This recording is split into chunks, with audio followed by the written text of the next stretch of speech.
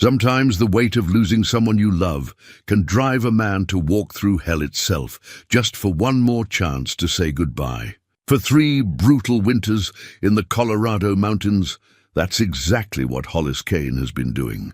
This former lawman and his loyal husky Rue have knocked on every cabin door for miles, searching for answers about the woman who vanished from his life one snowy December morning. All he found was her carved locket and blood in the snow. Most folks think he's lost his mind. Others whisper he's haunted by ghosts. But Hollis keeps walking, keeps knocking, keeps hoping that somewhere behind one of those wooden doors lies the truth about what happened to the only person who ever truly mattered to him. What happens when he finally finds the cabin he's been looking for? Before we jump back in, tell us where you're tuning in from. And if this story touches you, make sure you're subscribed, because tomorrow I've saved something extra special for you. The worn leather journal sat open on Hollis Kane's kitchen table, its pages filled with careful handwriting that documented 3 years of searching. Each entry began the same way: date, weather conditions, cabin visited, occupants encountered, outcome. The methodical record of a man who had once worn a badge and believed in the power of evidence, now reduced to tracking disappointment after disappointment in faded ink. Sheriff Hollis Kane had been a different man 4 years ago, before the world tilted sideways and left him grasping for something solid to hold on to.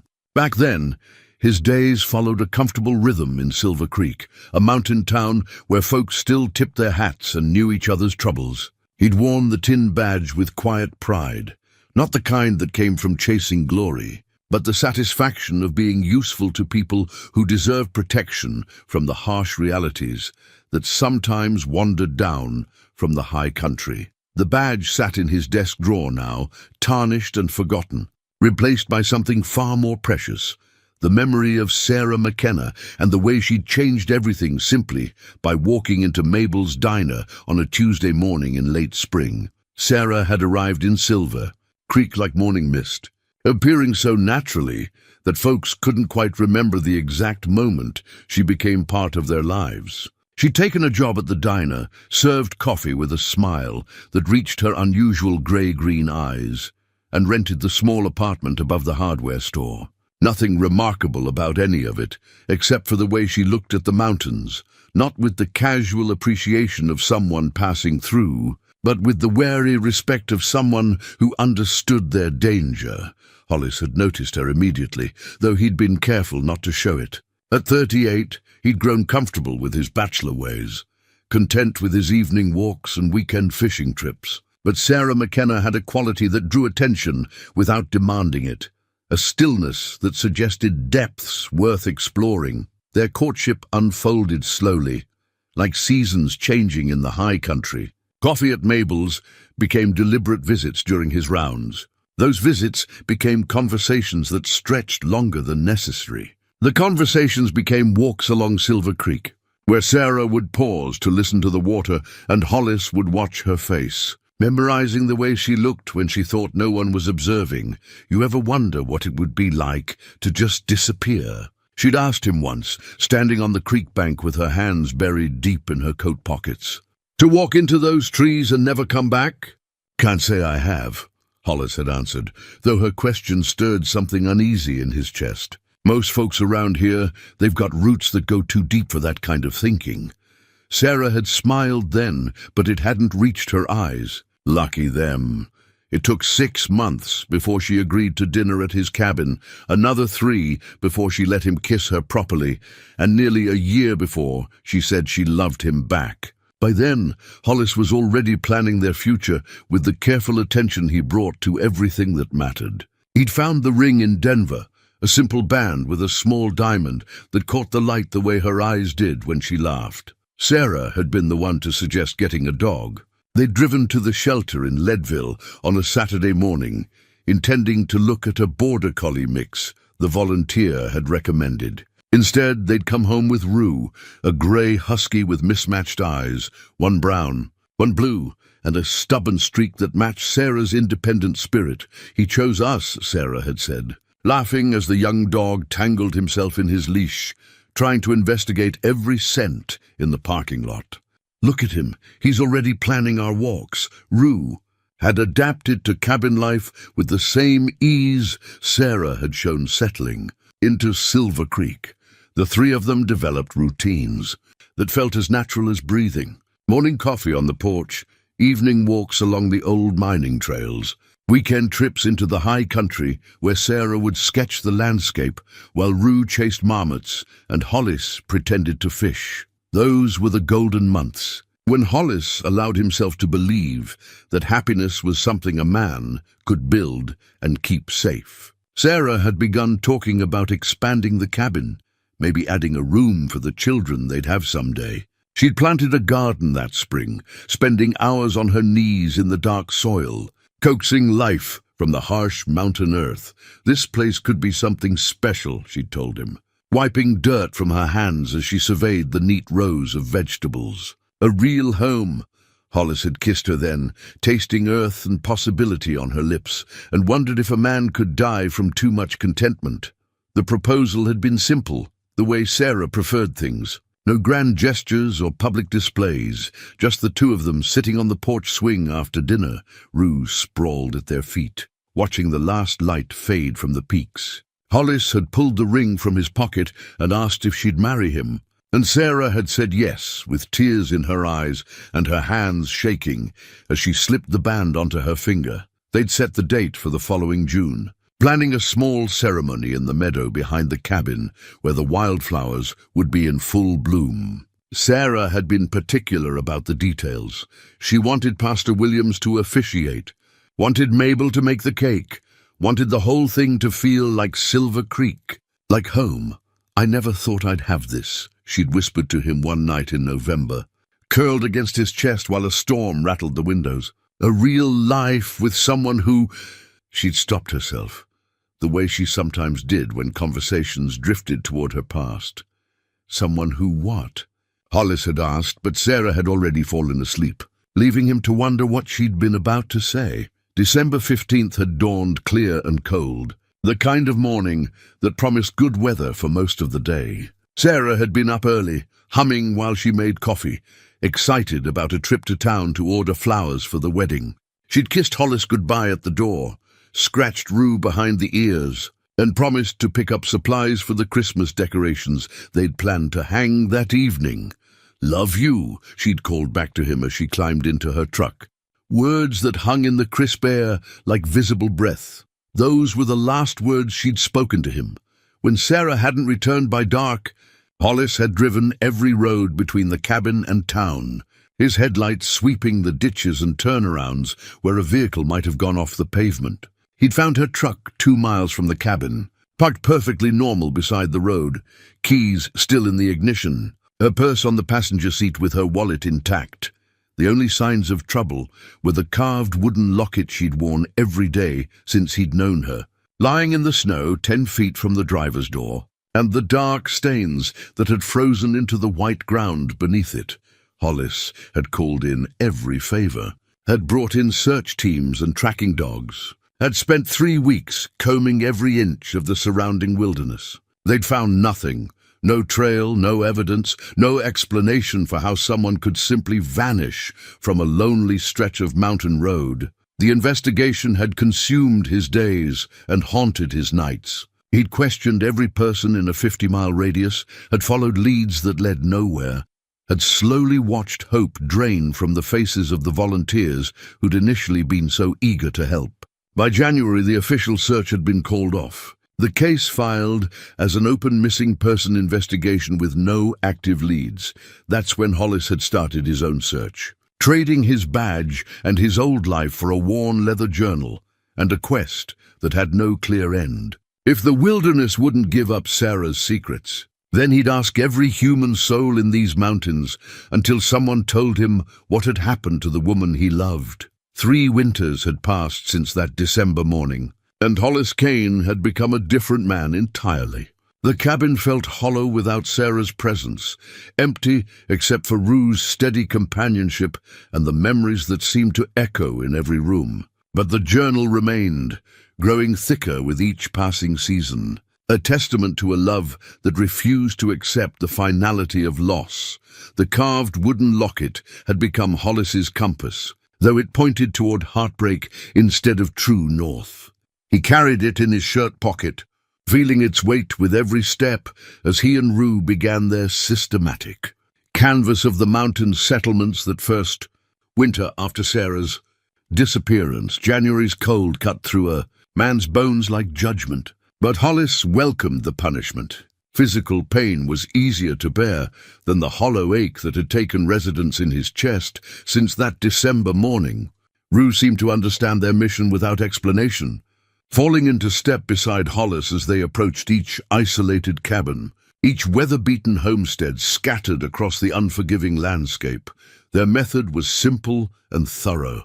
Hollis would knock, introduce himself as former Sheriff Kane, and ask if anyone had seen Sarah McKenna. He carried her photograph, the one from her wallet where she was smiling at something just outside the camera's view, and he'd watch, faces carefully as people studied the image.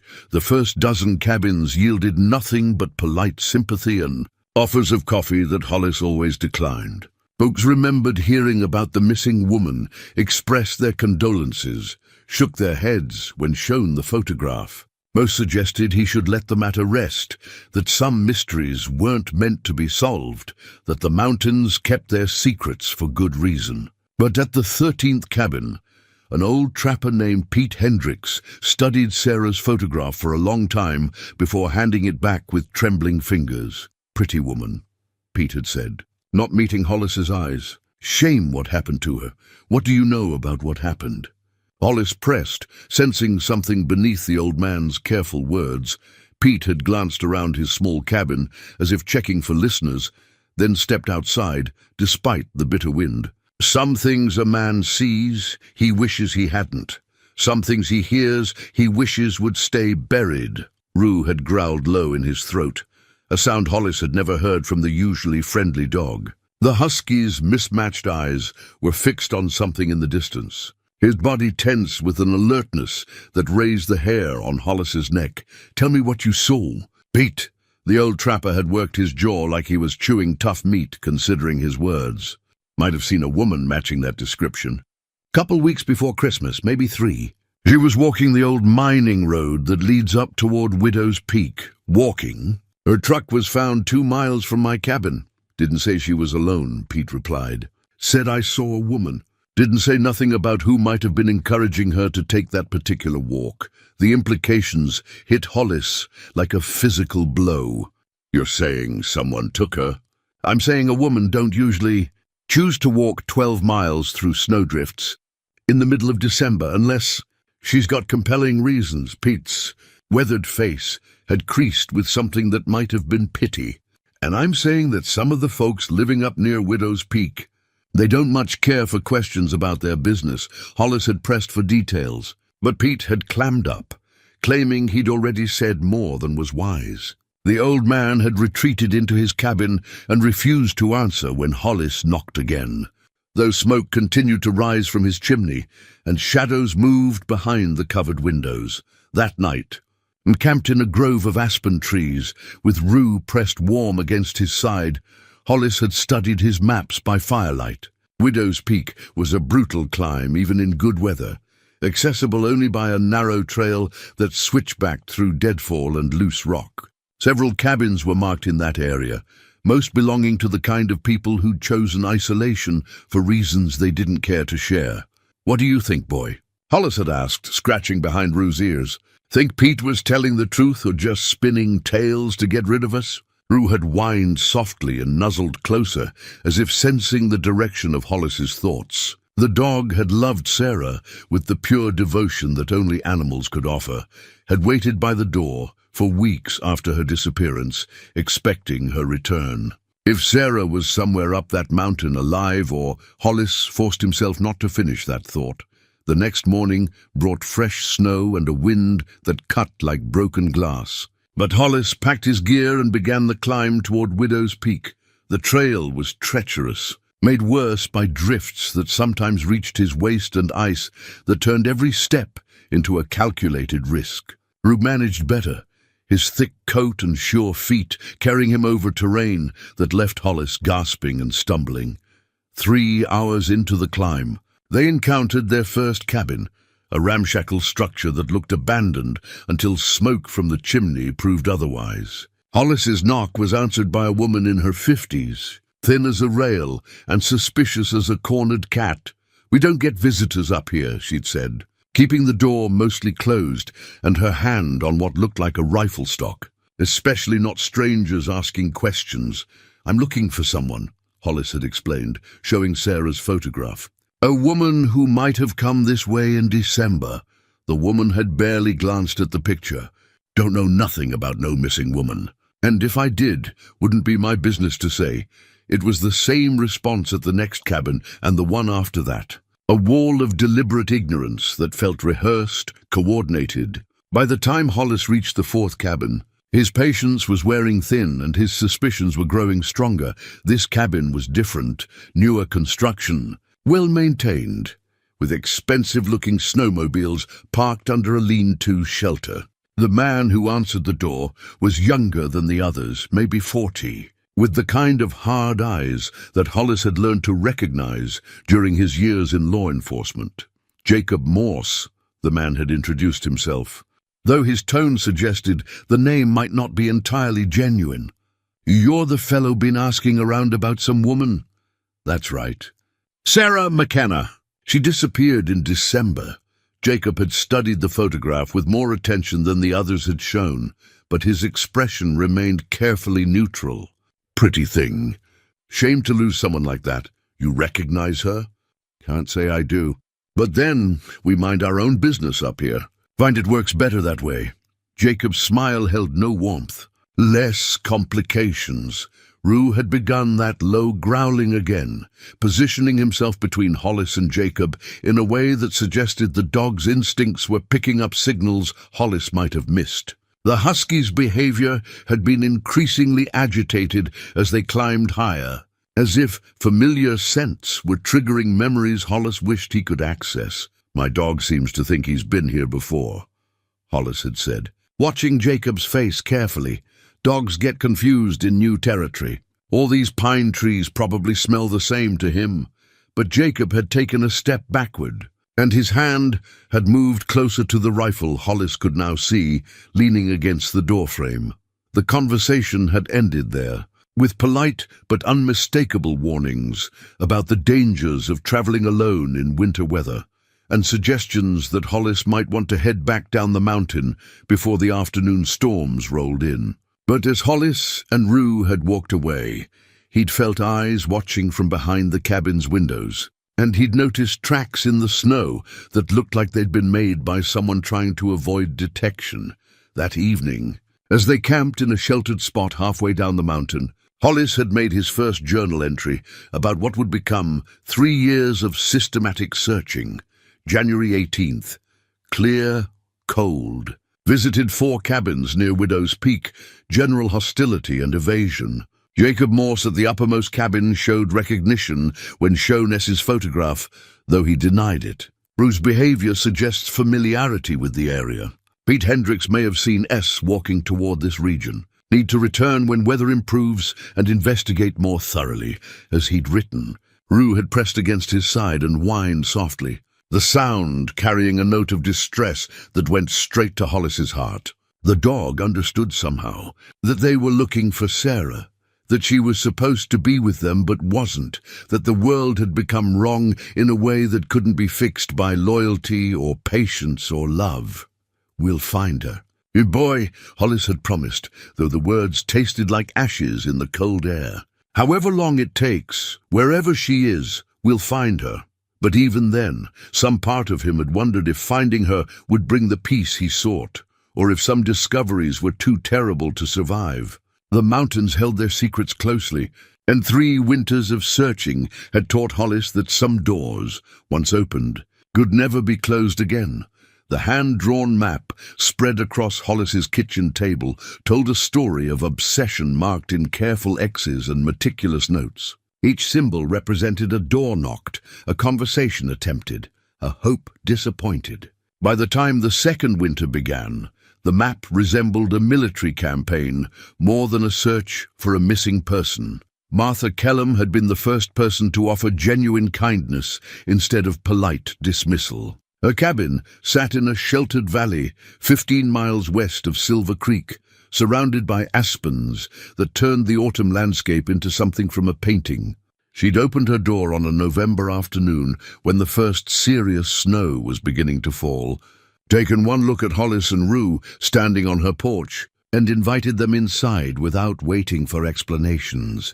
"You're the man looking for that missing woman," she'd said, setting coffee to brew while Rue settled gratefully by her wood stove. "Heard about you from folks in town. Been wondering when you'd make it out this way."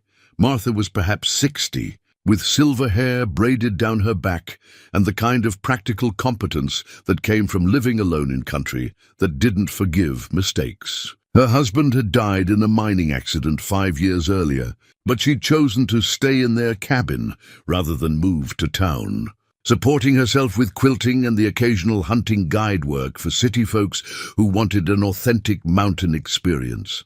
"I don't suppose you knew Sarah McKenna," Hollis had said, settling into the chair she indicated while accepting the coffee with grateful hands. "Can't say I did personally, but I heard plenty about her. Small communities like ours, news travels faster than wildfire." Martha had studied Hollis with shrewd eyes. "Also heard you gave up your badge to go looking for her. That tells me something about the kind of love you two shared." The directness of her observation had caught Hollis off guard. Most people danced around the subject of his search, treating it like an embarrassing obsession they were too polite to criticize openly. Martha's matter-of-fact acceptance felt like absolution he hadn't known he needed. "She was everything to me," he'd admitted, the words coming easier than they had in months. "Is everything to me. Until I know what happened, I won't stop looking." Martha had nodded as if this made perfect sense. "Course you won't. A man doesn't walk away from love like that. Question is, you prepared for whatever you might find?" It was a question that haunted him more with each passing day. As winter deepened and his search expanded, Hollis began encountering stories that chilled him worse than the mountain cold. Martha had been the first to mention them, sitting by her fire on that November evening, while snow gathered against the windows. "There have been others," she'd said quietly, refilling his coffee cup. "Women who've gone missing in these mountains over the years. Not often, maybe one every couple years, but enough to make a pattern if you're paying attention." "What kind of pattern?" "Always women traveling alone. Always found abandoned vehicles with no sign of struggle. Always during winter months when the search gets called off faster." Martha's voice had carried the weight of accumulated sorrow. "Most folks assume they wandered off and got lost in the cold. But I've lived in these mountains my whole life, and I know the difference between getting lost and getting taken." The implications had settled over Hollis like a heavy blanket. "You think someone's been taking women?" "I think there are men in these mountains who've learned that winter makes a good accomplice. Storm covers tracks, cold kills scent trails. Snow buries evidence until spring melt, if there's anything left to find by then." Rue had raised his head from his place by the fire, ears pricked, as if he understood the conversation. The dog had been different since their trip to Widow's Peak, more alert, more protective. Sometimes Hollis caught him staring into the distance, with an intensity that suggested he was remembering something important, something connected to Sarah. "Your dog's got good instincts," Martha had observed, watching Rue's behavior. "Animals pick up on things we miss. He knows this is dangerous territory." Over the following weeks, as Hollis expanded his search pattern to include more remote settlements, he began collecting the stories Martha had mentioned. A woman from Denver whose car was found near Kenosha Pass 3 winters earlier. A teacher from Leadville who'd vanished while hiking alone 2 summers before Sarah's disappearance. A journalist investigating mining claims who'd disappeared the previous spring. A rental car found pristine and empty on a Forest Service road. Each story followed the same pattern Martha had described. Women traveling alone. Abandoned vehicles, no traces despite extensive searches. The local authorities had investigated each case thoroughly, but the vastness of the Colorado wilderness, and the harsh conditions that followed each disappearance had frustrated their efforts. It's like they just evaporated. Deputy Tom Morrison had told Hollis during one of their unofficial conversations. Tom had been a friend since Hollis's sheriff days, and he'd been generous with information despite departmental policies about sharing case files with civilians. No physical evidence, no witnesses, no logical explanation. Just gone. You think they're connected? Can't prove it, but yeah. My gut says someone's been hunting women in these mountains for years. Someone who knows the terrain well enough to make people disappear without a trace. The idea had consumed Hollis's thoughts as he continued his methodical canvass of the high country. His map grew more complex, marked not just with X's for cabins visited, but with different symbols for useful contacts, suspicious responses, and locations that triggered unusual reactions from Rue. The husky had become an integral part of the investigation. Rue's behavior at certain locations provided clues that human observation might miss, the way he'd tense when approaching specific cabins, how he'd whine and pull away from certain trails, the aggressive posturing he'd display around particular individuals. At a cabin near Cameron Pass, Rue had refused to approach the front door, instead circling the building with his hackles raised until Hollis had abandoned the visit entirely. Later, Tom Morrison had mentioned that the cabin's owner, a man named Carl Brennan, had been questioned in connection with 2 of the earlier disappearances, but had never been charged due to lack of evidence. Rue knew, Martha had said when Hollis described the incident during one of his regular visits to her cabin. Dogs can smell fear, smell violence. That animal's trying to keep you safe. The relationship with Martha had become a lifeline during those dark winter months. Her cabin served as a base camp for his extended searches, and her practical wisdom helped him process the increasingly disturbing information he was gathering. She fed him when he forgot to eat, provided medical attention when the harsh conditions took their toll, and offered the kind of straightforward companionship that didn't require explanations or justifications. "You're wearing yourself down to bone," she'd observed one evening in February, watching him update his map with the day's disappointing results. "What happens to that woman if you kill yourself looking for her?" It was a fair question, one that Hollis had been avoiding as his search consumed more of his physical and emotional reserves. The isolation was taking its toll, the constant disappointment wearing away at his optimism like water-carving stone. But every time he considered scaling back his efforts, he'd remember Sarah's laugh or the way she'd looked at him when she'd said yes to his proposal. And the fire would rekindle. "I keep thinking I'm getting close," he'd told Martha, tracing the patterns on his map with a finger that shook slightly from fatigue. "Like there's something just out of reach, some connection I'm missing." Maybe there is. But maybe you need to change how you're looking for it.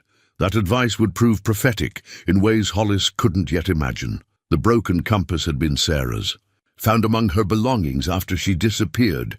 Hollis carried it now as a reminder that sometimes losing your way was the only path to truth. As the second winter deepened into its harshest months, he began to realize that his methodical search might be leading him further from answers rather than closer to them. The physical toll was becoming undeniable. Hollis had lost 20 pounds since beginning his quest, his clothes hanging loose on a frame that had once been solid muscle and comfortable confidence. His hands shook when he was tired. His sleep was fractured by dreams that left him gasping in the darkness. And there were mornings when getting out of bed required an act of will that surprised him with its difficulty. Rue wasn't faring much better. The husky's thick coat and natural endurance had served them well through 2 brutal winters, but even his remarkable resilience had limits. The dog moved more slowly now, his breathing labored after long climbs, his usual enthusiasm dampened by exhaustion and the stress of their endless searching. "You 2 are running yourselves into the ground," Martha had told him bluntly during one of his visits to her cabin. "What good are you going to be to that woman if you're too worn out to think straight when you finally find her?" But Hollis couldn't slow down, not when each new lead felt like it might be the one that broke the case open. The Brennan family had provided just such a lead, though not in the way he'd expected.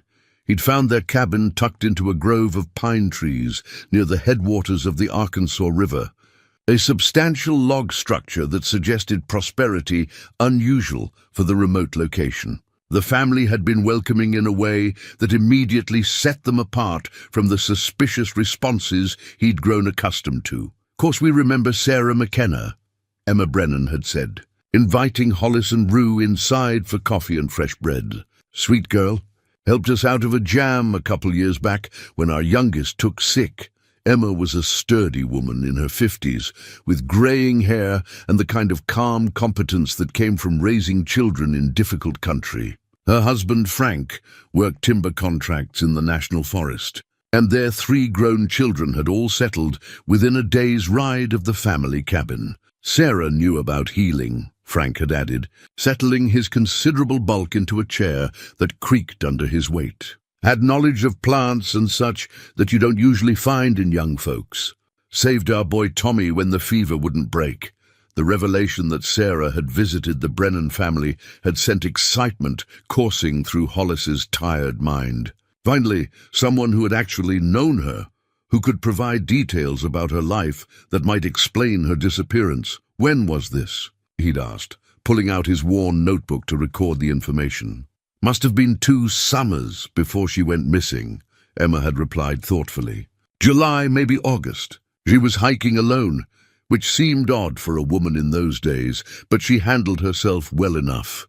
Hiking alone. She told me she'd never done much outdoor recreation before coming to Silver Creek."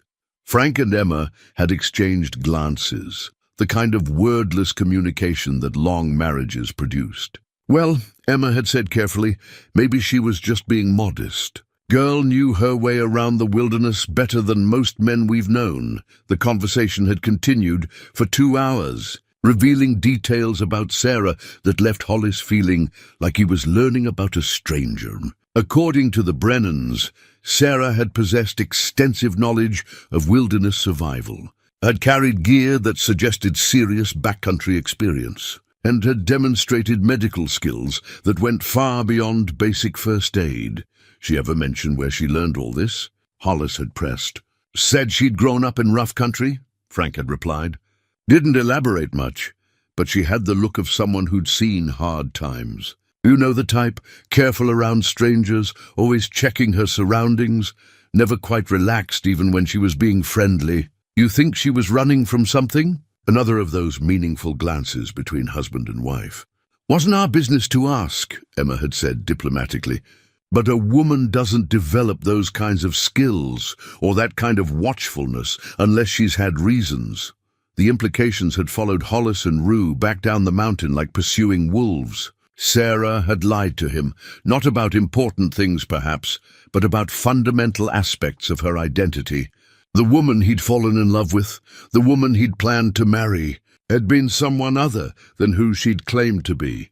That night, camped in the shelter of a rock overhang while snow fell steadily outside, Hollis had forced himself to reconsider everything he thought he knew about Sarah McKenna. Her reluctance to talk about her past, her occasional moments of hypervigilance, her surprising competence in practical matters that should have been foreign to a diner waitress from back east. "What weren't you telling me, Sarah?" he'd asked the darkness, while Rue pressed warm against his side. "What were you so afraid of that you couldn't trust me with the truth?" The questions multiplied as spring arrived and his search expanded. A trapper near Rabbit Ears Pass remembered a woman matching Sarah's description, who had traded medical supplies for winter gear 3 years before her disappearance. A rancher outside Kremling recalled seeing her at a gun shop, purchasing ammunition for a pistol with the kind of casual, a competence that suggested familiarity with firearms. Each revelation added another layer to the mystery while simultaneously undermining Hollis's confidence in his own memories. Had he been so blinded by love that he'd missed obvious signs of deception? Or had Sarah been so skilled at maintaining false identities that even someone with law enforcement experience couldn't see through her performance? The broken compass became a metaphor for more than just Sarah's lost directions. Hollis began to feel like he was navigating without reliable landmarks, uncertain whether his search was taking him toward truth or deeper into delusion. Maybe the question isn't what happened to her, Martha had suggested during one of their late-night conversations by her fireplace. Maybe the question is who she really was and why she needed to hide it. It was a perspective that required Hollis to acknowledge possibilities he'd been avoiding. If Sarah had been living under a false identity, then her disappearance might not have been a random crime or an accident. It might have been connected to whatever had driven her to create a new life in Silver Creek. "You think someone found her?" he'd asked Martha. "Someone from her past?" "I think a woman with that kind of training and those kinds of secrets doesn't vanish without good reason. Question is whether she left voluntarily or whether someone made the choice for her." The distinction mattered more than Hollis wanted to admit. If Sarah had chosen to disappear, then his 3-year search was an exercise in futility, pursuing someone who didn't want to be found. If she'd been taken against her will, then every day of delay might be bringing him closer to discovering something he wasn't prepared to handle. As winter grudgingly gave way to spring, Hollis found himself standing at a crossroads that had nothing to do with mountain trails. He could continue his systematic search, accepting that the woman he'd loved might have been someone entirely different from who he'd thought. Or he could abandon the quest and try to rebuild a life that wasn't defined by loss and unanswered questions. Rue made the decision for him. On a warm April morning, while they were camped near the site where Sarah's truck had been found, the husky suddenly raised his head and began moving with purposeful direction toward a section of forest they'd searched dozens of times before. But this time was different. This time, Rue was following a scent trail that set his entire body trembling with recognition and anticipation. The broken compass might not point toward true north anymore, but Rue's instincts were leading them somewhere that mattered. Hollis packed his gear and followed, knowing that whatever they found would either provide the answers he'd been seeking or destroy the last remnants of the illusions he'd been carrying. The torn photograph had been tucked between the pages of a water-damaged book, half of a family portrait that raised more questions than it answered. Hollis found it in an abandoned cabin near Timberline, a structure so remote that reaching it required 2 days of hiking through terrain that would challenge even experienced mountaineers. As the third winter approached, Hollis had become something of a ghost himself, moving through the high country with the single-minded determination of a man who had nothing left to lose. His contact with civilization had dwindled to occasional visits with Martha and infrequent trips to Silver Creek for supplies. Most folks had stopped asking about his search, treating him with the careful politeness reserved for the walking wounded. Rue had aged visibly during their years of wandering. The husky's muzzle showed grey now, and his once boundless energy had given way to the measured pace of an older dog who understood the value of conserving strength. But his devotion remained absolute, his willingness to follow Hollis into increasingly dangerous territory, a testament to loyalties that transcended human understanding. The abandoned cabin had been a lucky discovery, if luck was the right word for finding evidence of tragedy. They'd been following a game trail that seemed to lead nowhere when Rue had suddenly veered off the path, drawn by some scent or instinct that Hollis couldn't detect. The structure had been invisible from more than 50 yards away, tucked into a natural depression and overgrown with mountain shrubs that provided perfect camouflage. "Someone wanted this place to stay hidden," Hollis had muttered, pushing through the undergrowth that partially blocked the doorway. The cabin's construction was recent enough to suggest it had been built within the last decade, but rough enough to indicate that concealment had been more important than comfort. Inside, the single room showed signs of recent habitation despite the apparent abandonment. A wood stove still held partially burned logs. Dishes sat stacked beside a hand pump sink, and clothing hung from pegs driven into the log walls. But everything was covered with the fine layer of dust that accumulates when human presence stops disrupting the natural order. Rue had immediately begun a systematic investigation of the space, his nose working overtime as he catalogued scents that told stories Hollis could only guess at. The dog's behavior suggested familiarity, but also distress. He'd whine softly while investigating certain areas. His tail held low in a way that indicated anxiety rather than excitement. The torn photograph had been Hollis's most significant discovery, though its meaning remained frustratingly unclear. The image showed a family group, parents and 3 children, posed in front of what looked like a government building. But the photograph had been deliberately torn in half, leaving only the mother and 1 child visible, while removing whatever or whoever had occupied the right side of the frame. The woman in the photograph bore a striking resemblance to Sarah, though her hair was darker and her expression held a hardness that Hollis had never seen in his fiancée's face. The child beside her was perhaps 10 years old, a girl with serious eyes and the kind of rigid posture that suggested familiarity with formal occasions. "Is this you, Sarah?" Hollis had asked the empty cabin, studying the photograph by lamplight while Rue dozed fitfully beside the cold stove. "Is this who you were before Silver Creek?" Other items in the cabin suggested a life lived in careful preparation for departure. Multiple sets of identification documents were hidden in a coffee can, each bearing different names, but all featuring photographs of the same woman. Sarah McKenna was among them, along with Elena Rodriguez, Mary Catherine Walsh, and Jennifer Ann Parks.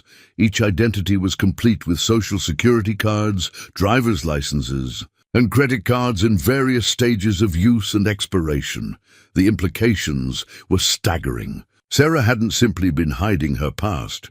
She'd been systematically creating and discarding identities with the kind of professional competence that suggested either criminal activity or law enforcement training. The woman Hollis had loved and planned to marry had been living a life so deeply constructed that every aspect of their relationship might have been calculated deception, but other evidence in the cabin told a different story. A journal hidden beneath loose floorboards contained entries that revealed genuine emotion and internal struggle. The handwriting was Sarah's, though the content described experiences and fears that she'd never shared with Hollis. March 15th, 3 months in Silver Creek now. Starting to feel safe for the first time in years? The sheriff seems like a good man, and I find myself wanting to trust him with more than I should. Dangerous thinking. I can't forget what happened to the others who let their guard down.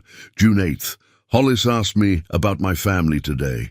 I lied again, told him they were all dead. In a way, it's true. The person I was before is dead, and the family I had exists only in memories I can't afford to revisit. But the lies are getting harder to maintain, especially when he looks at me like I'm something precious. September 22nd. I think I'm falling in love with him, which is the most foolish thing I could possibly do. Love makes you vulnerable, makes you want to share truths that could get people killed. But watching him work, seeing how he cares about the people in this town, I start to imagine what it might be like to stop running. The entries painted a picture of a woman caught between genuine emotion and calculated survival. Someone who desperately wanted the normal life she'd built with Hollis, but who understood that her past made such happiness impossible. Doc Harrison had provided another piece of the puzzle when Hollis finally worked up the courage to ask direct questions about Sarah's medical history. The old physician had been reluctant to discuss patient confidentiality, but Hollis's desperation and their long friendship had eventually loosened his tongue. She came to me twice during her time in Silver Creek, Doc had admitted, settling into his office chair with the weariness of a man who'd seen too much human suffering. Once for a routine checkup, and once for something that wasn't routine at all. What kind of something? She had scars, Hollis. Old ones, professional ones. The kind you get from somebody who knows how to use a knife for persuasion rather than killing. Doc's weathered hands had trembled slightly as he reached for his coffee, and she had a tattoo that she wanted removed. Small thing on her wrist looked like numbers. Numbers. Government style. The kind they use for identification in certain situations. Doc had met Hollis's eyes with a look that conveyed understanding without requiring explicit explanation. I didn't ask questions, and she didn't volunteer answers. But that woman had been through things that most people don't survive.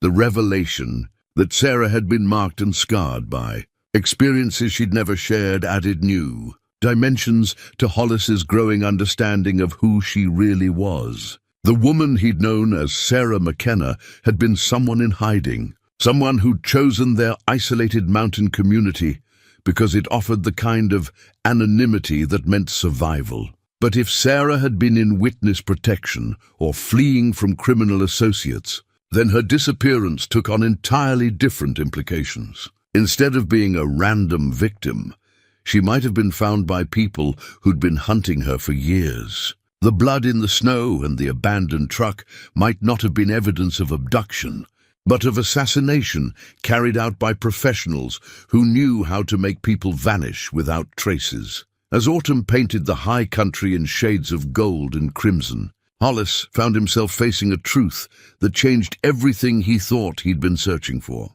Sarah McKenna might already be dead, killed by people whose patience had finally been rewarded after years of careful hunting. His 3-year quest might not be a rescue mission, but an extended funeral for a woman who died the moment her enemies discovered her location. Rue seemed to sense his master's growing despair. The old dog had become increasingly protective, positioning himself between Hollis and strangers, growing softly when anyone approached their camp. It was as if the husky understood that they were no longer just searching for Sarah, but had become targets themselves simply by asking the right questions in the wrong places. The torn photograph remained Hollis's most tangible clue, but it also represented everything he didn't know about the woman he'd loved. Who were the missing people from the right side of the image? What kind of life had required such careful documentation and systematic deception? And most importantly, was there anyone left who remembered Sarah not as an identity to be discarded, but as a person worthy of mourning? Winter was coming again, the 4th since Sarah's disappearance, and Hollis could feel his own strength beginning to fail. The years of searching had worn him down to something barely recognizable, a hollow man driven by obsession rather than hope.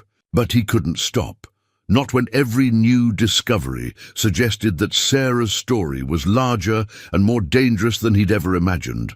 The mountains held their secrets closely, but Hollis was beginning to understand that some secrets were worth killing for, and that his methodical search had brought him close enough to the truth to make him expendable. The question was whether he'd find Sarah before her enemies found him, or whether the coming winter would claim 2 more victims to add to the high country's collection of unsolved mysteries.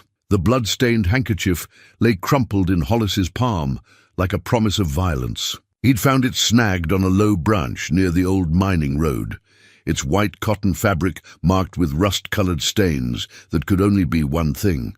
After 3 years of searching, it was the first physical evidence that Sarah's disappearance had involved bloodshed. The discovery had changed everything about Hollis's approach to his investigation.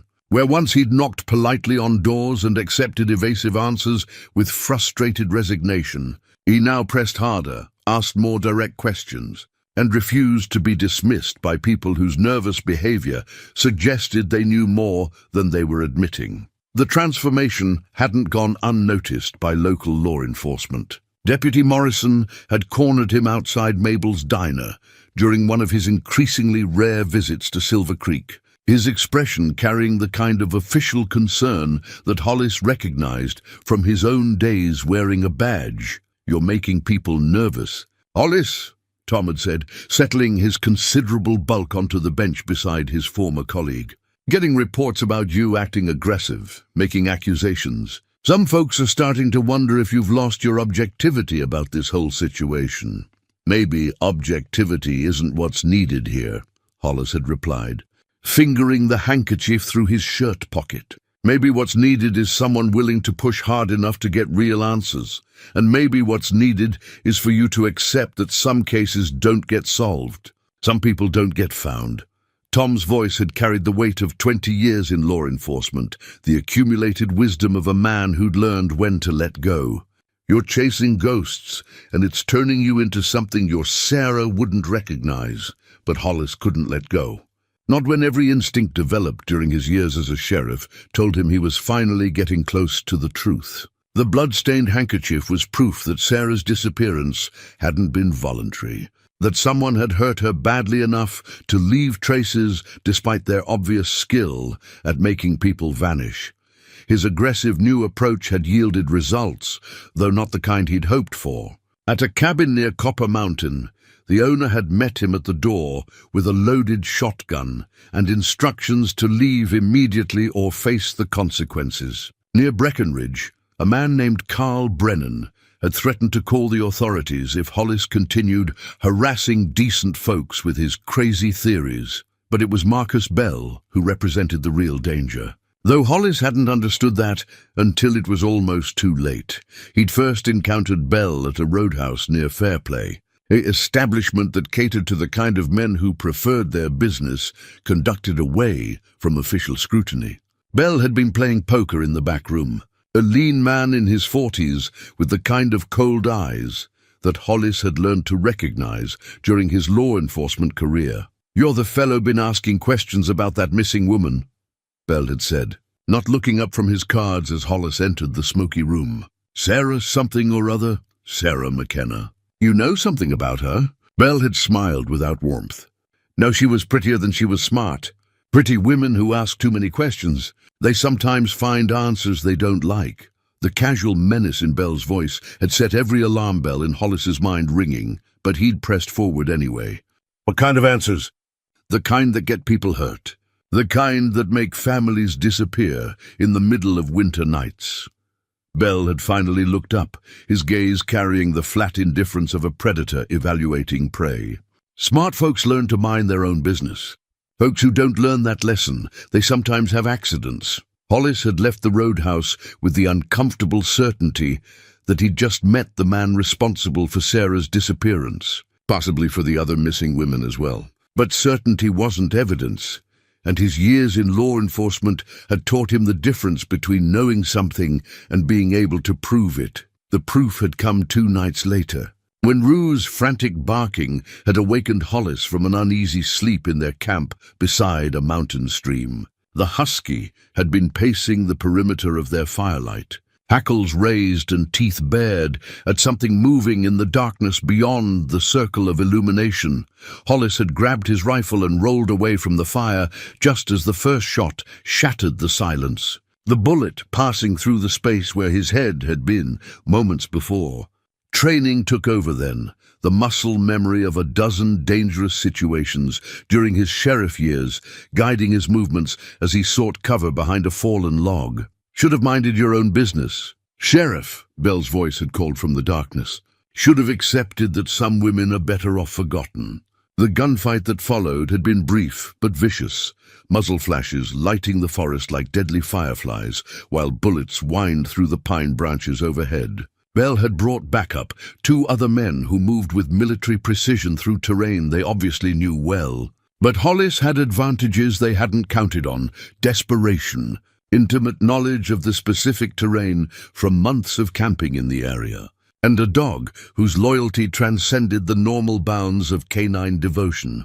Rue had made the difference, attacking one of Bell's companions with a ferocity that Hollis had never witnessed from the normally gentle animal. The husky's assault had disrupted their coordinated attack long enough for Hollis to gain a better position, turning the ambush into a running firefight that stretched through 2 miles of forest.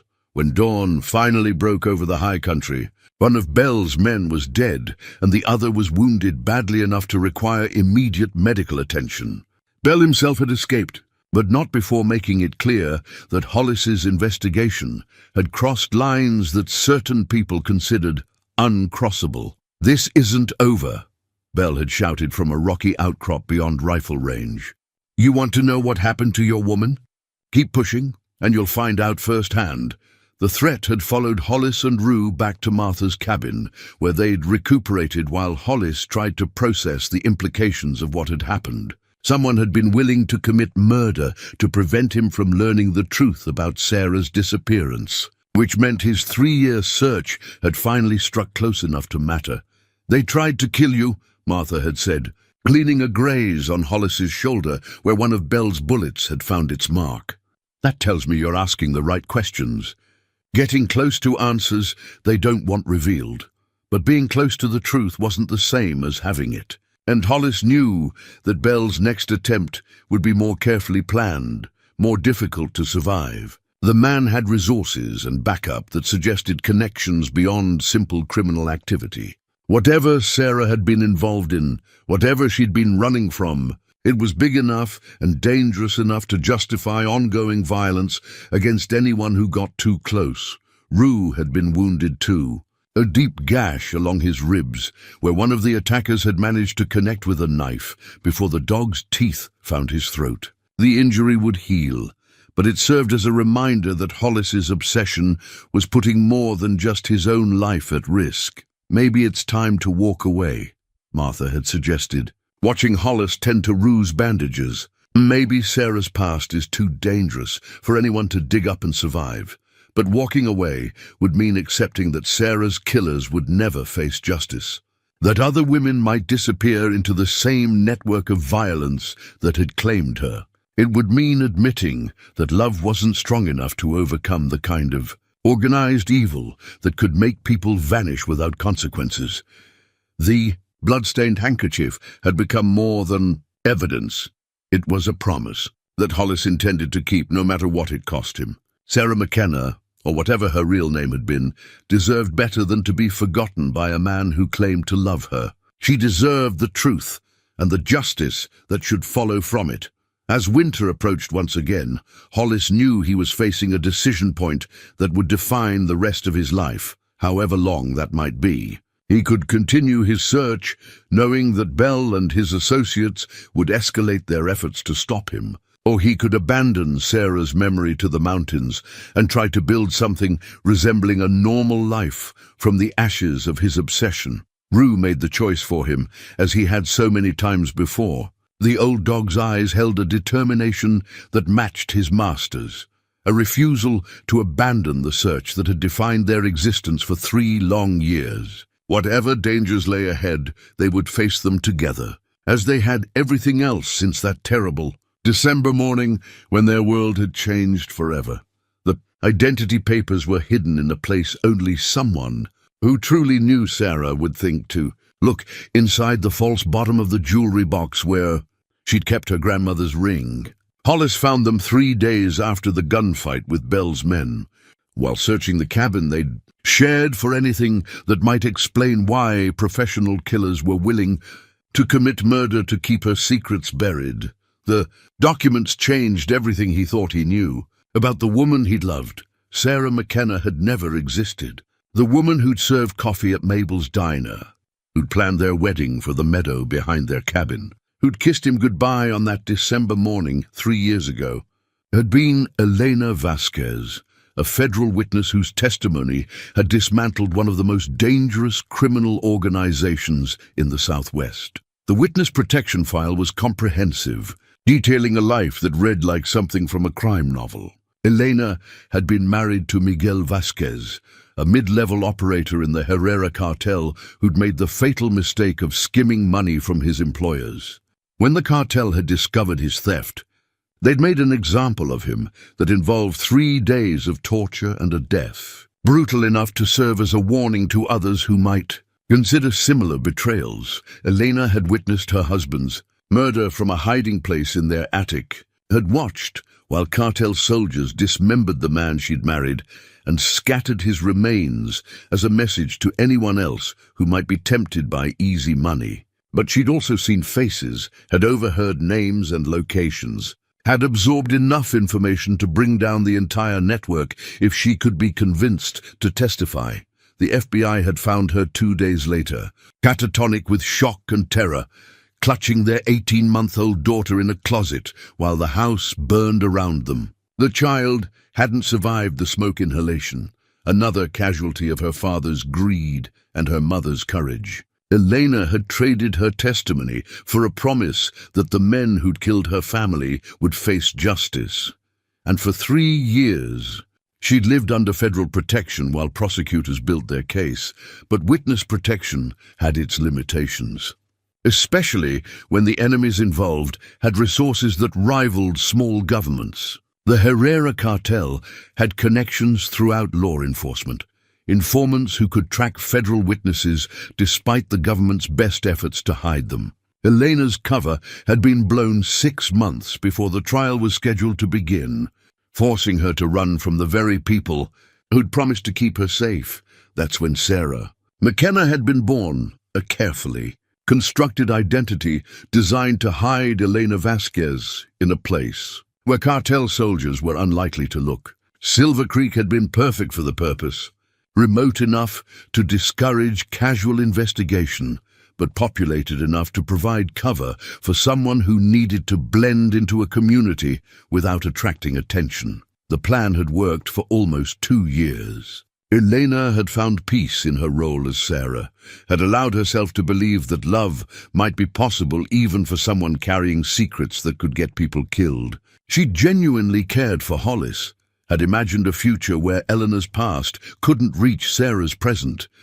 But the cartel had never stopped looking, and they'd finally found her. The final document in the file was a letter addressed to Hollis, written in Sarah's careful handwriting, but signed with Elena's real name.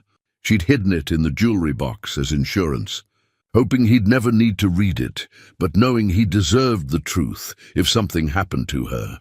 My dearest Hollis, if you're reading this, then my past has finally caught up with me, and the life we built together has ended in the way I always feared it would. I know you have questions, and you deserve answers, even though the truth will hurt more than the lies I've been telling. My name is Elena Vasquez, not Sarah McKenna. I've been running from people who want me dead because I witnessed things that could destroy them.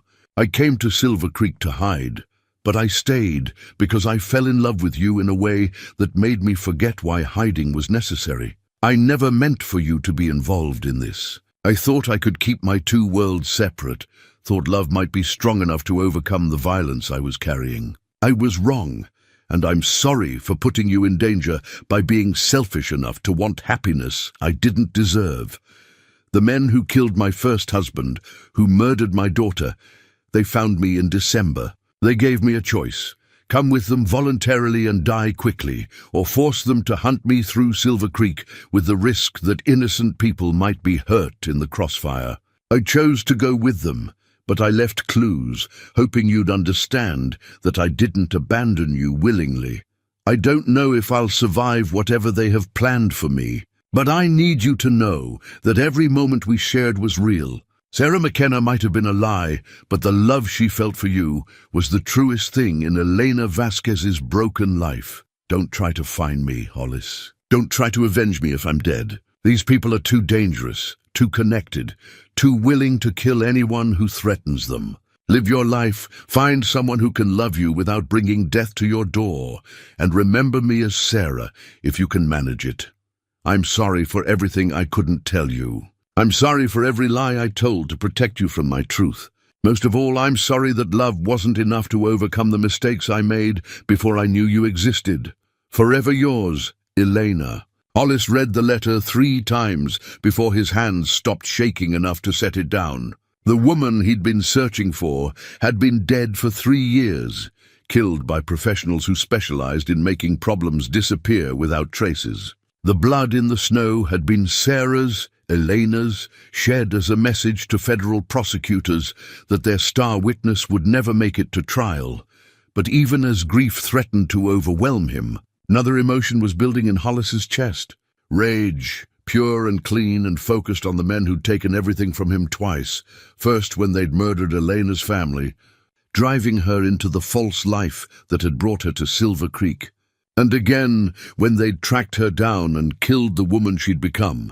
Marcus Bell hadn't been acting randomly when he'd threatened Hollis at the roadhouse. He'd been part of the cartel cleanup crew, tasked with eliminating anyone who might have learned too much about Elena's real identity. The ambush in the forest had been intended to tie up loose ends, to ensure that Sarah McKenna's secrets died with the man who'd loved her. But Hollis had survived, and now he knew the truth. Elena Vasquez had been murdered by the Herrera cartel to prevent her testimony from destroying their organization. The federal case had collapsed without their star witness, and the men responsible for multiple deaths had escaped justice through systematic intimidation and violence. Rue had been watching from his place by the fireplace, his intelligent eyes seeming to understand that their search had finally found its conclusion, though not the one they'd hoped for. The old dog whined softly and padded over to rest his head on Hollis's knee, offering the wordless comfort that had sustained them through 3 years of hunting ghosts. "She's gone, boy," Hollis whispered, scratching behind Rue's ears the way Sarah had done on countless evenings in this same cabin. "She's been gone since that December morning, and we've been chasing memories." But even as he spoke the words, Hollis felt something hardening inside him, transforming grief into purpose. Elena Vasquez had died trying to bring killers to justice, had sacrificed her life to protect the community that had become her home. The least he could do was ensure her death hadn't been meaningless. The federal prosecutors might have given up without their witness. But Hollis had spent 3 years gathering information about the network that had operated in these mountains. He knew names, faces, locations, enough to give law enforcement a starting point for finishing what Elena had begun. Marcus Bell and his associates had made a critical error when they'd tried to kill him. They'd revealed themselves as active threats rather than distant memories, had shown federal authorities that the Herrera cartel was still operating despite the collapsed prosecution. With Elena's testimony lost, her killers had become complacent, careless enough to leave evidence that could still be used against them. As winter settled over the Colorado mountains for the 4th time since Sarah's disappearance, Hollis began planning a different kind of search. Not for a missing woman who'd been found dead years earlier, but for justice that had been delayed too long. Elena Vasquez deserved to have her killers face consequences for the trail of blood they'd left across 2 states. And Hollis intended to make sure she got it. The identity papers went into his leather jacket pocket, next to the carved locket that had started his quest. Sarah McKenna's artifacts alongside Elena Vasquez's truth, carried by a man who'd loved them both without fully understanding either. The search was ending where it had begun, with secrets, violence, and the determination of someone who refused to let evil triumph through patience and intimidation. Rue stood and stretched, his old bones creaking with the effort, then moved to the door with the expectant patience of a dog who understood that their real work was just beginning. Elena's final letter lay folded inside Hollis's shirt pocket, positioned over his heart like a talisman against the darkness he was about to confront. He'd found it that morning, hidden in the one place she'd known he would eventually look, tucked inside the pages of the Bible she'd kept on their nightstand, marking the passage about justice rolling down like waters. The letter was different from the one in the jewelry box, written in those final hours before she'd walked out of their cabin to meet her killers. Her handwriting showed signs of the fear she'd been fighting to conceal, words occasionally shaky, but the message clear and devastating in its honesty. "Hollis, they found me. I can see them watching the cabin from the ridge. 3 men who've been hunting me for 2 years. I recognize Marcus Bell from the descriptions the FBI showed me during the trials that never happened. If he's here, then the others won't be far behind. I'm going to go to them willingly. It's the only way to keep you and the people of Silver Creek safe from what they'll do if they have to come get me. I've seen their work before. They don't care about innocent casualties when they want to make a point. By the time you read this, I'll be gone. Don't look for me. Don't try to find my body. Don't let my death destroy the life you can still have. These people are professionals, Hollis. They've been killing federal witnesses for years, and they've never been caught because they're smarter and more patient than anyone hunting them. But if something happens to you, If you end up asking questions that bring them back to Silver Creek, then you'll need to know what you're really fighting. The Herrera cartel didn't die when Miguel was arrested. It adapted, evolved, became something worse. They have people inside law enforcement, inside the federal agencies, inside the prosecution offices. That's how they found me despite witness protection. That's how they've stayed ahead of every investigation. Marcus Bell runs their cleanup operations. He specializes in making federal witnesses disappear in ways that discourage others from cooperating with authorities. He's killed at least 12 people that I know of, probably more that were never connected to him. If you push him, he'll try to kill you too. But he has weaknesses. Bell operates out of a compound near the old Bristlecone mine, about 20 miles northeast of where you found my truck. The mine itself is abandoned, but he's built a private facility in the buildings that used to house the mining operation. He keeps records there, evidence of operations going back years. The FBI could use those records to rebuild the case against the cartel, to finish what my testimony was supposed to accomplish. I know you'll want to go after him. I know you'll feel like avenging me is the right thing to do. But please understand that this isn't about revenge. It's about preventing other women from dying the way I'm about to die. It's about making sure my daughter's death meant something in the end. If you decide to do this, you'll need help. Contact Agent Sarah Chen at the FBI field office in Denver. Tell her Elena Vasquez sent you and give her the location of Bell's compound. She's been hunting the Herrera cartel for 3 years, and she's one of the few federal agents I trusted completely. She'll know how to use whatever you can provide. I love you, Hollis. I loved you as Sarah McKenna, and I love you as Elena Vasquez. That love was the only real thing in my life for 2 years. And I'll carry it with me wherever I'm going.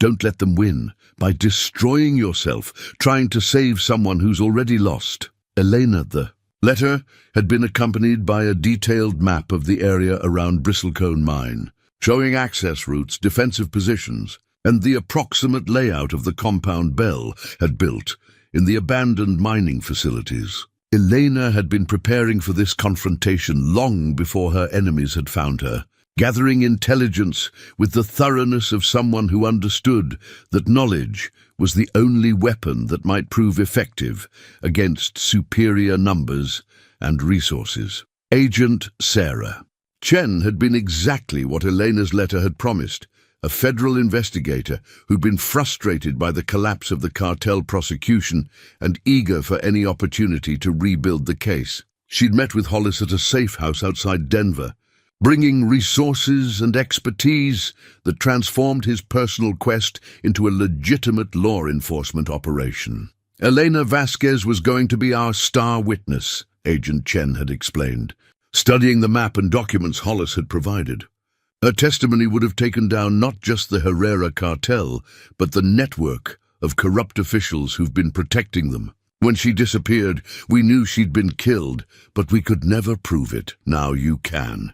Now we have a chance. But it's going to be dangerous, and there's no guarantee we'll survive long enough to use whatever evidence we find. Chen was a small woman in her 30s, but she carried herself with the confidence of someone accustomed to dangerous work. Bell's compound is essentially a fortress.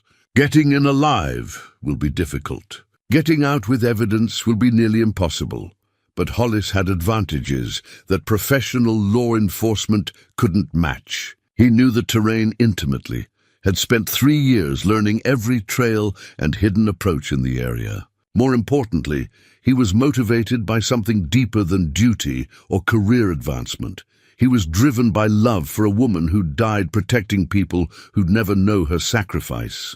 The plan they'd developed was simple in concept but complex in execution. A joint federal task force would position themselves around the compound's perimeter, while Hollis and a small team infiltrated the facility to secure the records Elena had described. The operation was scheduled for the new moon, when darkness would provide maximum concealment for their approach. Rue had been a constant presence during the planning sessions, the old dog seeming to understand that their long search was finally approaching its conclusion. His health had declined noticeably in recent weeks. The stress of their years in the wilderness had taken a toll that even his remarkable constitution couldn't overcome indefinitely. But his eyes still held the alertness of a working animal, and his devotion to Hollis remained absolute. "Your dog's getting old," Agent Chen had observed during one of their meetings. "Are you sure you want to bring him on something this dangerous?" Hollis had looked down at Rue, who was sleeping by the fireplace, but whose ears twitched at the sound of his name.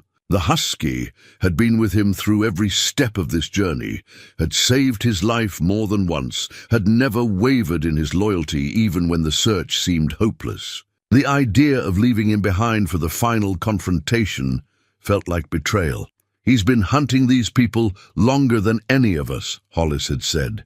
"He deserves to be there when we find them." But privately, Hollis worried that Rue's declining condition would make him a liability during the operation. The dog moved more slowly now. His breathing labored after minimal exertion, his once sure footing uncertain on difficult terrain. Age and accumulated injuries had reduced him from a capable partner to a beloved companion whose presence might endanger the mission they'd both sacrificed so much to reach. 2 days before the operation was scheduled to begin, Hollis had driven back to the cabin he'd shared with Sarah, with Elena, to collect the last of his gear and to say goodbye to the life they'd built together. The structure felt hollow without her presence. Empty rooms that echoed with memories of conversations they'd never finish and plans they'd never fulfill. But the cabin also held reminders of the woman Eleanor had chosen to become. During her time in Silver Creek, the garden she'd planted still showed signs of her care, wild now but recognizable. The porch swing where they'd spent countless evenings still creaked in the wind. The bedroom they'd shared still held the scent of the lavender soap she'd preferred. Sarah McKenna had been a fiction, but the love she'd felt for Hollis had been real. The life they'd planned together had been built on lies, but the happiness they'd found had been genuine. Elena Vasquez had died 3 years ago, but something of her continued to exist in the memories she'd left behind, and the determination she'd inspired in the man who'd loved both versions of her. As he prepared for what might be his final mission, Hollis carried Eleanor's letters, Sarah's carved locket, and Rue's unwavering loyalty. The search that had begun with a missing woman had evolved into something larger, a quest for justice that might finally allow both Elena Vasquez and Sarah McKenna to rest in peace. The mountains that had hidden so many secrets were about to reveal their most dangerous truth, and Hollis intended to be there to witness it, whatever the cost to himself or the dog who'd never left his side.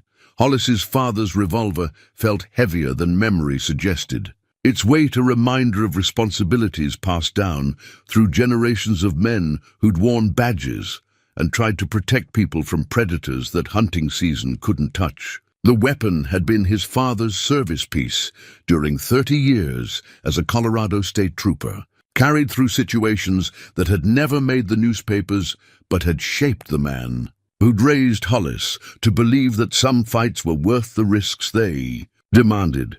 The old Colt 45 had been retired to a gun safe after his father's death, a memorial to law enforcement service that Hollis had never expected to need again. But as he checked the cylinder one final time in the pre-dawn darkness outside Bristlecone Mine, the revolver felt like a connection to something larger than personal vengeance, a link to the idea that justice was worth pursuing even when the odds suggested that good men would die trying to achieve it. Agent Chen's task force had positioned themselves in the forests surrounding the compound. Federal agents armed with modern weapons and sophisticated communication equipment that made Hollis's revolver seem like an antique. But the old gun had advantages that newer weapons couldn't match: reliability earned through decades of use, and the kind of stopping power that ended fights decisively. "Remember, we need Bell alive if possible," Chen had whispered during their final briefing. His testimony could dismantle the entire network. But if it comes down to choosing between the mission and your survival, choose survival. Dead heroes don't testify in court. The compound had been built with security in mind, taking advantage of the natural defensibility that had made the mining operation profitable in its day. The main buildings were positioned in a natural depression, surrounded by rocky outcroppings that provided excellent fields of fire for defenders, while limiting approach routes for attackers. Bell had added modern security measures, motion sensors, cameras, and armed guards who moved through the facility with military precision. But Elena's intelligence had been thorough, identifying weaknesses that professional security might miss. An old mining tunnel provided access to the compound from the north, emerging inside the perimeter in a way that would allow a small team to bypass the main defensive positions. The tunnel was dangerous, unstable in places, prone to flooding, filled with the kind of toxic gases that had killed miners decades earlier. But it offered the only approach that wouldn't trigger immediate detection. Rue had insisted on coming despite his declining condition, the old dog's determination overriding Hollis's concerns about his ability to handle the physical demands of infiltration. As they crawled through the narrow tunnel, breathing air that tasted of earth and old death, Rue's panting seemed unnaturally loud in the confined space. But his loyalty remained absolute, his willingness to follow Hollis into danger unchanged by age or accumulated injuries. The tunnel emerged in the basement of what had once been the mining office, now converted into a storage facility for the compound's operations. Hollis and the two federal agents with him, specialists in tactical operations whose names he'd never learned, moved through the darkened building with careful precision, following Elena's map toward the records she'd described. But Bell had been expecting them. The ambush came as they reached the main office, automatic weapons fire erupting from concealed positions throughout the room. One of the federal agents went down immediately, his body armor insufficient protection against the volume of fire directed at their position. The second agent managed to find cover behind an overturned desk, returning fire with controlled bursts that forced their attackers to keep their heads down. Hollis rolled behind a filing cabinet as bullets shattered the air around him, fragments of metal and wood creating a deadly storm that filled the room with the smell of cordite and fear. His father's revolver felt inadequate against the modern assault rifles their enemies carried, but it was what he had, and Elena's sacrifice demanded that he use it effectively. "You should have stayed away." "Sheriff," Bell's voice called from somewhere in the darkness, "should have let sleeping dogs lie instead of digging up graves that were meant to stay closed. Elena Vasquez deserved better than what you gave her," Hollis shouted back, trying to locate Bell's position by voice while conserving ammunition for shots that would count. Elena Vasquez got exactly what she deserved. What every federal witness gets when they think cooperation will save them. Bell's laugh carried the cold amusement of a predator who enjoyed his work. "She died begging, Sheriff, begging for you, for more time, for mercy that doesn't exist in my line of work." The words hit Hollis harder than bullets, images of Elena's final moments threatening to overwhelm his tactical awareness.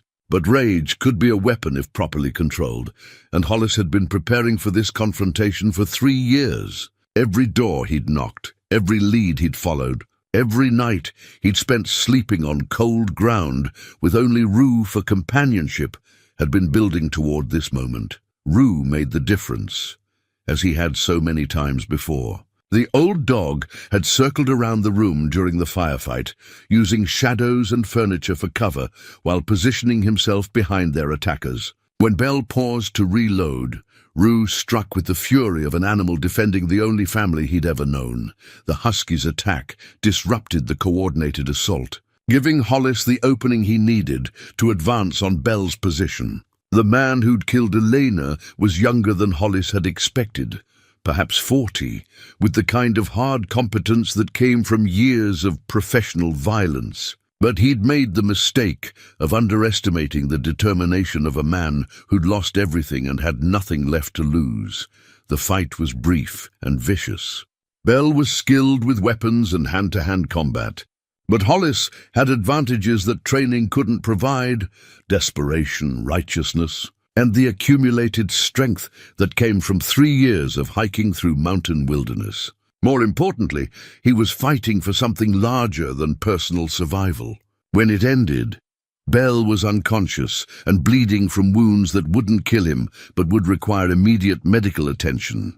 The surviving federal agent was already calling for backup, requesting medical evacuation for his wounded partner and secure transport for their prisoner. But Hollis wasn't thinking about procedures or protocols. He was kneeling beside Rue, who'd collapsed after his attack on Bell. The old dog's breathing shallow and labored in a way that suggested internal injuries, too severe for field medicine to address. "Easy, boy," Hollis whispered, stroking the graying fur around Rue's ears. "Easy now. You did good. You did real good."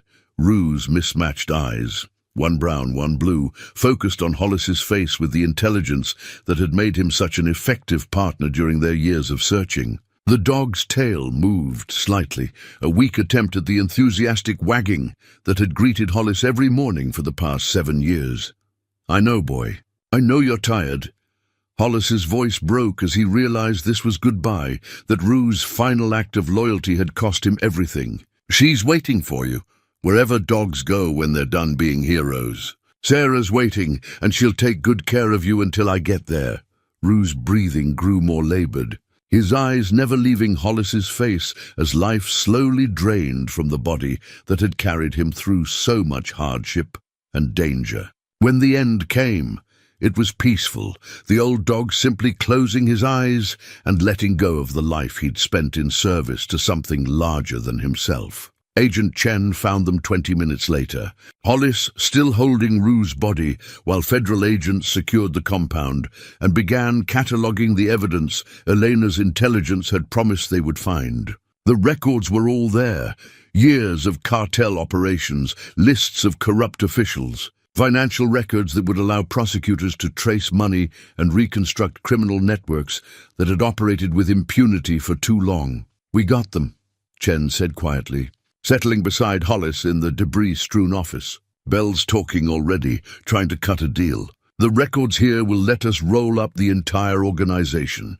Elena's testimony won't be needed anymore. We have enough physical evidence to convict everyone involved."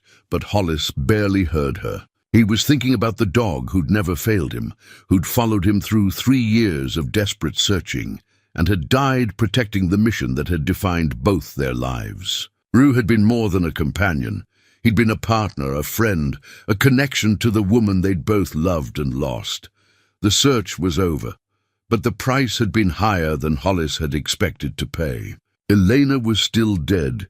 Bell's capture wouldn't bring her back. And now Rue was gone too, leaving Hollis alone with memories and grief that justice couldn't heal. The mountains that had hidden so many secrets had finally revealed their truth. But victory felt hollow when measured against everything it had cost to achieve.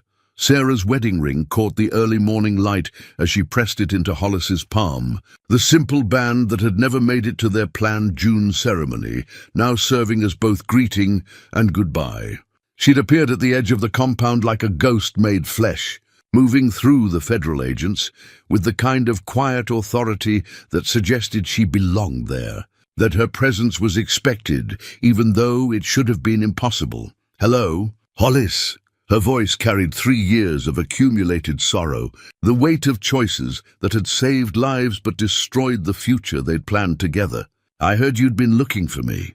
For a moment, Hollis thought grief and exhaustion had finally broken his mind, that the stress of losing Rue and confronting Bell had created a hallucination that would fade when he blinked or tried to speak. But Elena remained solid and real, older than memory suggested, marked by experiences that had carved lines around her eyes and added grey to the hair he'd once loved to touch. "You're alive." The words came out as statement rather than question, though his mind was still struggling to process the impossibility of her presence. Elena's letter said, "She said you were going to die."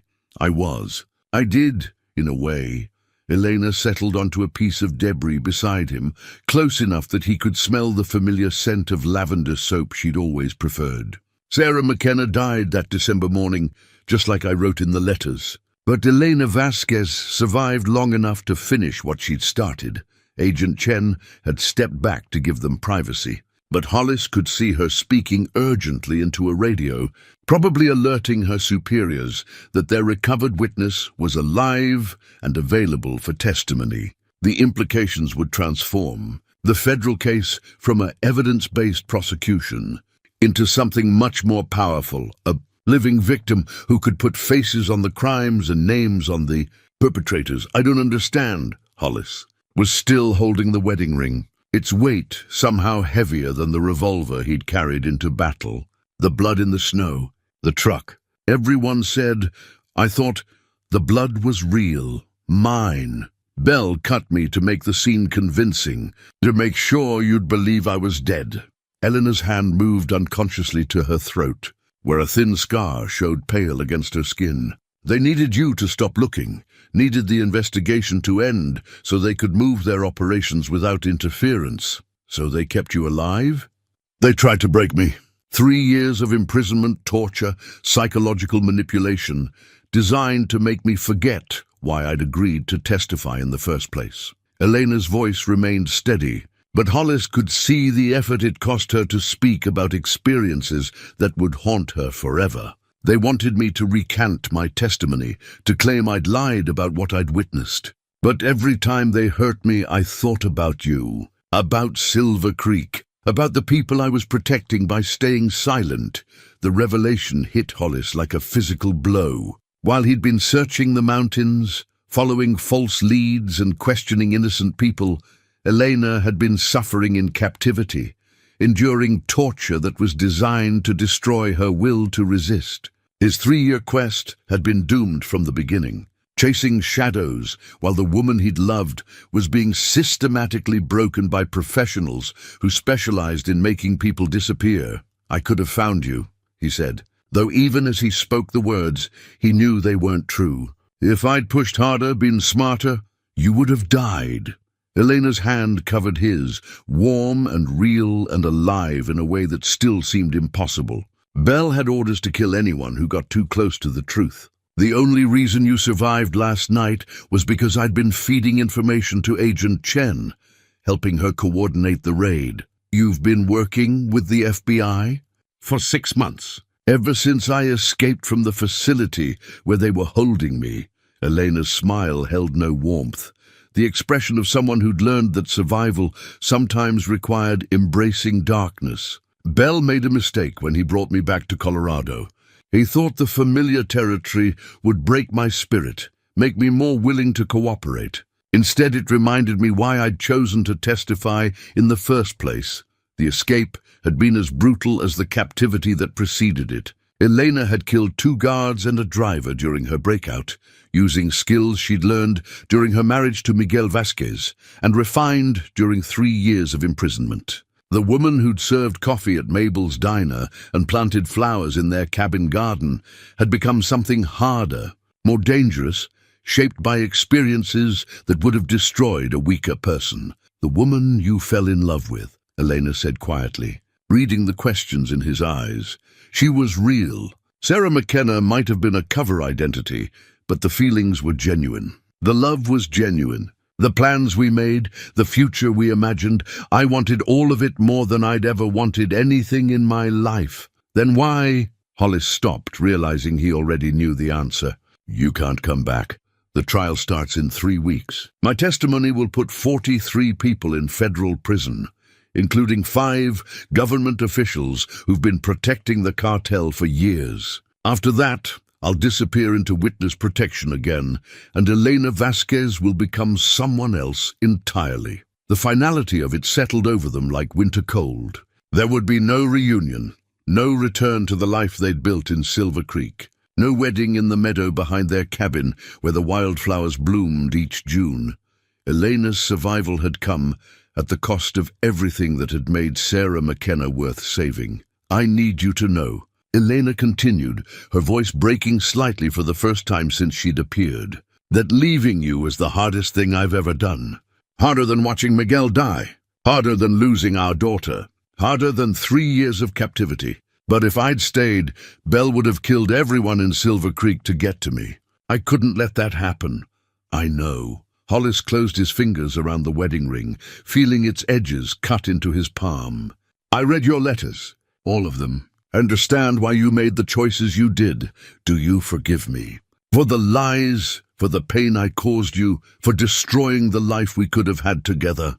The question hung in the air between them, like smoke from a dying fire. Forgiveness seemed inadequate to address the scope of what had been lost. But hatred would dishonor the love that had made their relationship worth remembering. Elena had made impossible choices in an impossible situation, and the consequences had fallen on both of them with equal weight. Sarah McKenna was the best thing that ever happened to me, Hollis said finally. If that woman was built from Elena Vasquez's dreams of a better life, then I'm grateful for every moment we shared. Every lie you told to make those moments possible. Elena's composure finally broke, tears streaming down a face that had learned to hide emotion as a survival mechanism. She leaned against him then, and for a few precious minutes, they held each other the way they had during those golden months when the future had seemed unlimited and love had felt strong enough to overcome any obstacle. But the moment couldn't last. Agent Chen was approaching, flanked by federal marshals who would escort Elena to a secure location where she could prepare for testimony that would reshape organized crime prosecution for years to come. The woman who'd been Sarah McKenna was about to become Elena Vasquez one final time, and then she would disappear forever into whatever identity the government created to keep her safe. Take care of yourself, she whispered as the marshals approached. Find someone who can love you without bringing danger to your door.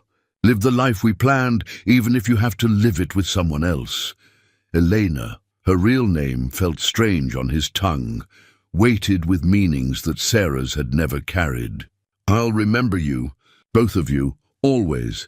She kissed him then, soft and quick and final, the last kiss they would ever share.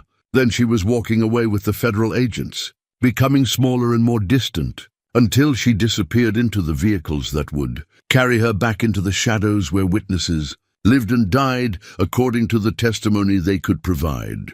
Hollis stood alone in the ruins of Belle's compound, holding a wedding ring that would never fulfill its purpose, and mourning a dog who died believing their quest had succeeded. The mountains that had hidden Elena's truth were already beginning to reclaim the facility. Weeds pushing through concrete, and weather starting to erase the evidence of what had happened there.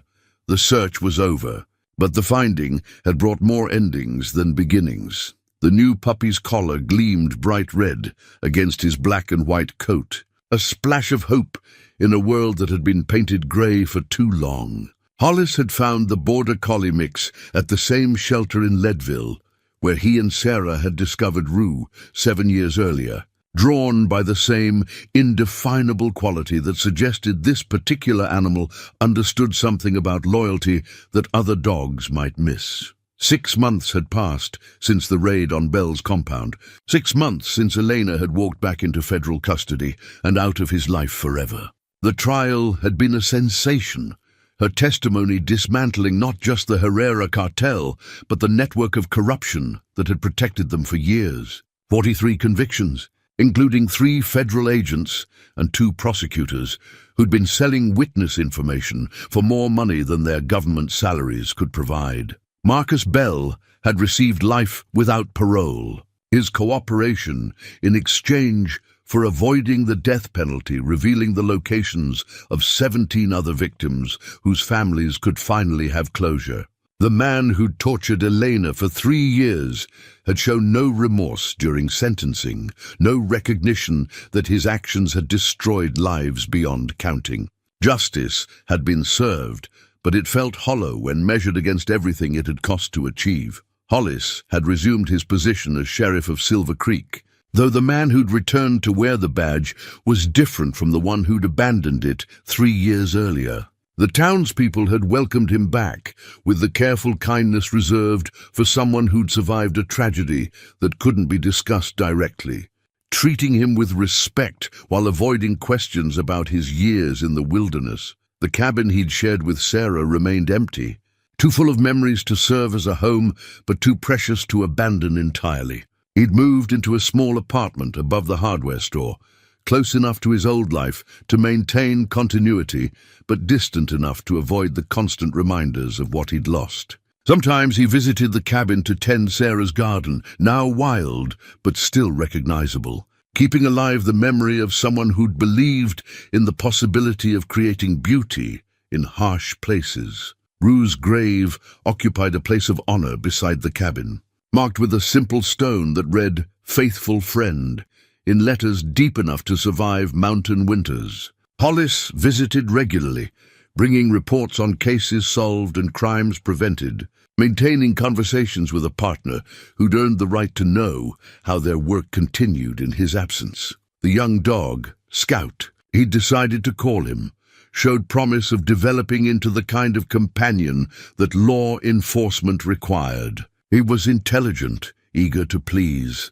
and possessed of the alertness that suggested he'd inherited the working instincts his breed was known for. But he wasn't Rue, would never be Rue, and that was perhaps as it should be. Some partnerships were irreplaceable, meant to exist once and then live on in memory rather than attempted repetition. "He's got good instincts," Martha had observed, watching Scout investigate her cabin with the thoroughness of a dog, taking his responsibilities seriously. Different from Rue, but good in his own way, Martha had become a regular presence in Hollis's new life. Their friendship deepened by shared experience and mutual understanding of what survival sometimes cost. She'd been the first person to suggest that healing might require accepting help rather than pursuing solitude, that grief could be honored without becoming a permanent residence. "You're different now," she'd told him during one of their conversations by her fireplace. "Harder in some ways, but also more settled. Like you've made peace with truths that used to tear you apart." It was an accurate observation. The search for Sarah had taught Hollis things about himself that peacetime law enforcement had never revealed. That love could survive deception. That justice was worth pursuing even when it brought no personal satisfaction. That some forms of loyalty transcended the boundaries that normally defined human relationships. The work was different now, too. His years in the wilderness had sharpened instincts that made him better at reading people, at recognizing the signs that suggested hidden violence or concealed desperation. He'd solved 3 missing person cases in his first month back, applying techniques learned during his search for Sarah to situations where families needed answers that traditional police work couldn't provide. "You've got a reputation now," Deputy Morrison had mentioned during one of their patrols through the high country. "People from other counties are asking for your help with cases their own departments can't crack. Word is, you've got a special talent for finding people who don't want to be found." But Hollis's most important case remained unfinished in a way that would probably never be resolved. Somewhere in the federal witness protection system, Elena Vasquez was living another carefully constructed life, carrying memories of their time together while building relationships that could never approach the depth of what they'd shared. The woman who'd been Sarah McKenna existed now only in the hearts of people who'd known her, a ghost who'd left more impact on the world than most flesh-and-blood citizens could claim. The letters he'd written to her over the past 6 months remained unsent, stored in the same desk drawer where he'd once kept her photograph. Not because he didn't want her to read them, but because the security requirements of witness protection meant that any contact could endanger the life she'd fought so hard to preserve. Love sometimes meant accepting separation so complete that even well-intentioned communication became a form of betrayal. Scout padded over to rest his head on Hollis's knee, a gesture that echoed Rue's habits while remaining distinctly his own. The young dog had never known Sarah, would never carry the complex loyalties that had driven his predecessor through 3 years of desperate searching. But he offered something that Hollis had forgotten he needed, the possibility of forming new bonds that honored the past without being imprisoned by it. "What do you think, boy?" Hollis asked, scratching behind Scout's ears the way Sarah had done with Rue on countless evenings in their cabin. "Think we can make this work? Think we can do some good together?" Scout's tail wagged with enthusiastic approval, the response of a dog who'd found his purpose in the partnership that law enforcement provided. He couldn't replace Rue any more than another woman could replace Sarah, but he could offer companionship and loyalty that made the future seem possible rather than simply endurable. As autumn painted the Colorado mountains in shades of gold and crimson, Hollis found himself standing at the edge of a different kind of search, not for someone who'd been lost, but for a way of living that could honor what he'd learned while embracing what he might still become. The scars would always remain, the memories would never fade, and some part of him would always wonder if Elena was safe in whatever life the government had created for her protection. But healing didn't require forgetting, and moving forward didn't mean abandoning the love that had defined the most important years of his life. Sarah McKenna had been real in every way that mattered, and the lessons she'd taught him about courage, sacrifice, and the price of justice would guide him through whatever cases the future might bring. The mountains that had hidden so many secrets were already preparing for another winter, snow beginning to dust the highest peaks with the promise of challenges to come. But Hollis no longer faced those challenges alone. He had Scout's companionship, Martha's friendship, and a community that needed the skills he'd developed during his years of searching for truths that others might prefer to leave buried. The badge on his chest caught the afternoon light as he walked back toward town, carrying the weight of authority that he'd earned through sacrifice rather than appointment. Behind him, Scout trotted with the confident gait of a dog who knew his place in the world and approved of what he'd found there. The search was over, but the work continued.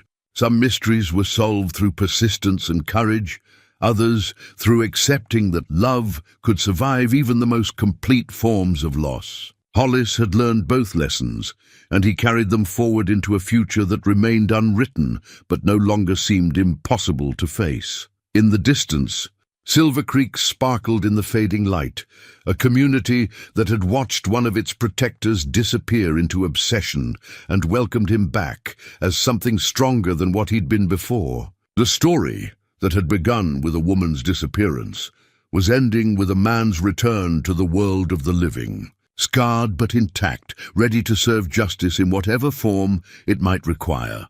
Scout barked once, a sound of pure contentment that echoed across the valley like a promise that some endings were also beginnings, that some losses prepared the heart for discoveries yet to come.